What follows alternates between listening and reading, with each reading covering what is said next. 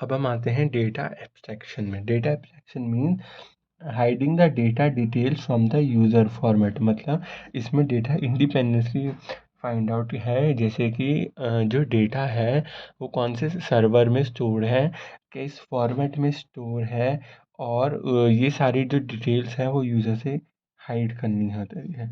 तो इसको बोलते हैं डेटा एब्स्ट्रैक्शन, मतलब हाइडिंग द अननेसेसरी, मतलब कि जो भी यूज़र को रिक्वायर्ड नहीं है ये सारी डिटेल को हाइड करना। Only show the front end part, hiding the back and part. इसमें एक और कॉन्सेप्ट आता है डेटा इंडिपेंडेंस का। ये इसका डायग्राम है, view level, conceptual level and the physical schema होता है। इसको लॉजिकल डेटा इंडिपेंडेंस बोलते हैं, इसको फिजिकल डेटा इंडिपेंडेंस बोलते हैं।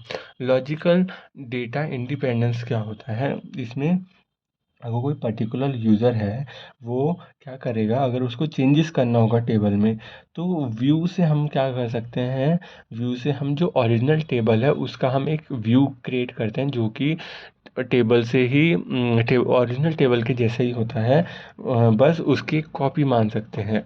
तो अगर कोई पर्टिकुलर इंडिविजुअल यूज़र है, अगर वो उस टेबल में कोई चेंजेस कर रहा है तो ओरिजिनल टेबल में उसका इफ़ेक्ट बिल्कुल नहीं पड़ेगा, और बाकी यूज़र्स को भी वो एक्सेस नहीं हो पाएगा, बाकी यूज़र को भी वो दिखाया नहीं जाएगा। जैसे कि हमारे पास ओरिजिनल टेबल में 15 कॉलम्स हैं, हमें किसी पर्टिकुलर यूज़र को 10 ही दिखाने हैं, तो हम व्यू क्रिएट करेंगे, व्यू में हम उन 10 कॉलम्स को डालेंगे और उसको 10 ही शो कर पाएंगे। इससे डेटा सिक्योरिटी की चांसेस इंक्रीज हो जाते हैं।